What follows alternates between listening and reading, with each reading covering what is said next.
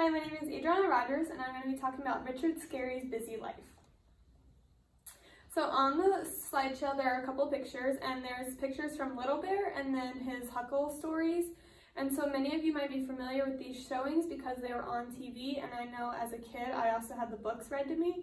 And this is great because Richard Scarry is great at giving you books to read, and they finally were able to publish his books into a movie or a TV show in this case. So it's really great for students to be able to hear those and read everything from that and then take everything that you've read and put it into a movie. So it's great because this has helped students be able to see all their writings and everything like that be put into a movie or a TV show. And it's great because Richard Scarry is great about putting little mini lessons or little helpful hints about how to grow through your life and stuff like that. So his is just really impactful for early elementary students. So Richard Scarry was born June 5th, 1919, and he passed away on April 30th, 1994. Like I said before, Richard Scarry has published over 300 books, and he is known as an American children author and illustrator. And he enrolled in business college, but he dropped out, and then he went to the Chicago Fine Arts School. And from there, he was actually drafted into the military. And his very first job at the military was to work on radios.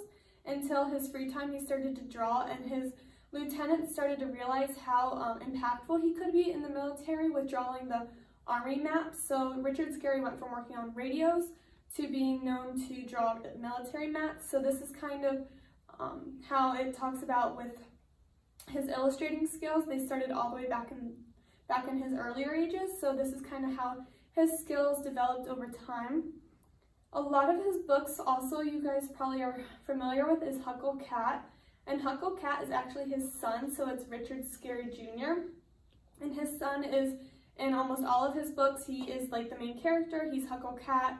All the books are kind of around him. Some books like Little Bear is not around him, but it could be because it's a family. But Huckle Cat soon went on to be his own illustrator and publisher for a children's book, and then his wife Patricia is also a writer, and he met his wife at a conference where they collaborated to work on children's stuff. And this is all from the mentalfloss.com article that I got on about Richard Scarry. And the nice thing is that Richard Scarry took all of his information that he learned from previous and put all of his family into his books. So all his families are kind of centered around his family, so it's great for students to be involved with their family too whenever they're reading this book. So now I'm going to talk about why literacy is important. So from the readingrocket.org article, I found that 56% of children are not reading at that minimum level. And this is really struggling as a parent and a teacher because it's showing that 56% of our students are below the bar. And we really don't want that. We want to have them above the bar, and we want them to be really involved in their education even at an early age. And from the same readingrocket.org, it is also known that if you read 20 minutes to your students a day, it helps to increase their vocabulary, and it helps them to be smart and fluent in higher conversation, which is great because a lot of the time students will just be confused on what to do, and they'll look it up on Google, let's say, and they're not really sure because they can't put those words into actions or express themselves. But if you read about 20 minutes a day, it helps to build their vocabulary. And this is really great for literacy because then they can comprehend and be able to read books faster and just become a fluent reader. And another thing to also remember is that when you're reading to your students, you also want them to write every day because this kind of puts the letters, sound, writing all together, and it really makes them focus on how words can be written and how you as a student can write. And even as a parent, you can write, or guardian, you can write to your students to show that literacy is important in all aspects of their life. And then literacy also improves their language skills because it gives them that prosody sometimes. Whenever you're reading a book, you can talk about if you're trying to talk about prosody, how their oral skills. So if it's a sad book, you're going to talk about sad things because you don't want to be all happy if the writer is trying to make an impact on something. And then literacy is also important, and one of my favorite strategies is called the Think, Pair, Share. And this allows for students to think about all their ideas that they have thought about over a reading, let's say. So let's say they're reading one of Richard Scarry's books. like the one I'm going to talk about later, and it says Please and Thank You, and it's a manner book. So they can think about everything that they've read, and then they can pair up with a partner and talk about it, and then they can even share to that partner or present that to the front of the class. And this is important because it works on their vocabulary and their social skills, because it really gets students out and like gets them out up front and putting their literacy skills to work. And this is all from that readingrocket.org, because this is such an influential website for teachers and parents. Some great things to know about why the research behind reading is so important is that they are better read students when they have a reason to read behind the assignment. So if you really make reading educational for them and like fun and interactive for them at a young age, then they'll really want to read as they get older because they find a joy in it. And this is great because you can give them like small simple books, or another way to be like involved in their reading is by giving them poems or little songs.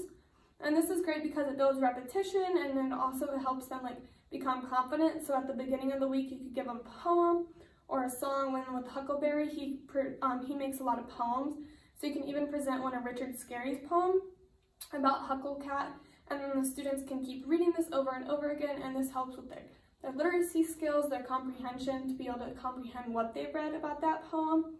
And then it also allows children to become fluent, because after so many times of practice and being open to all those new words and everything like that, then they can really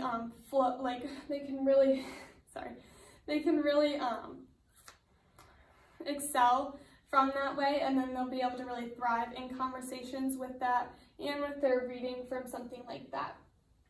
And then another thing is, the more they read, the better they are. So it's great to have a classroom library like Richard Scarry's books, because they teach a lot of lessons, and these are kind of easy reads for students, and it really teaches students a lot to do with this.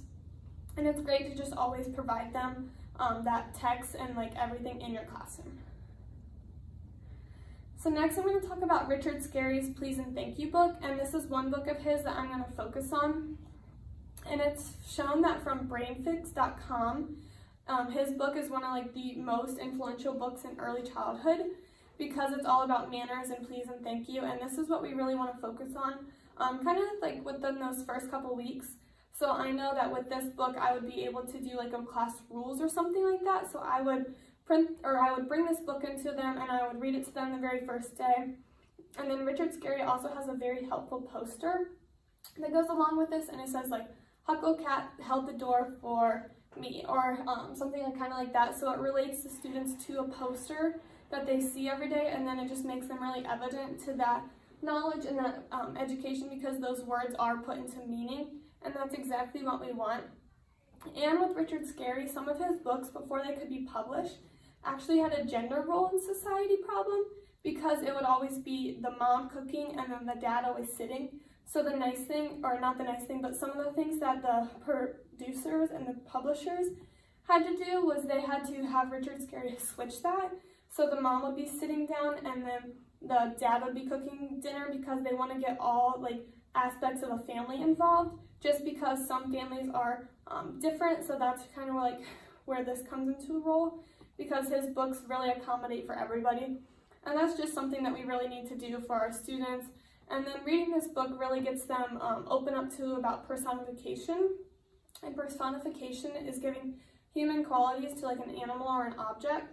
And that's great because his characters all have human qualities. And this could be another great lesson that you could teach them, because it opens them up to another perspective from a book rather than just like people. And to close, I'm going to talk about one of Richard Scarry's most famous quotes. And his most famous quote is, "I'm not interested in creating a book that is read once and then placed on the shelf and forgotten. I am happy when people have worn my books out and they're held together by Scotch tape." And I really like that, because it talks about how important and impactful Richard Scarry has been in his life, and it shows that his books have been used throughout many generations and through many families, schools, and something like that, just because his books have such a deep history and they are able to give you so many mini lessons and like new ways to talk about these problems, but through a very helpful way. And I like that because I know Richard Scarry books at my house were held together by Scotch tape, so he's impacted my life as well, I'm sure, as many of yours. But thank you so much for listening to my presentation.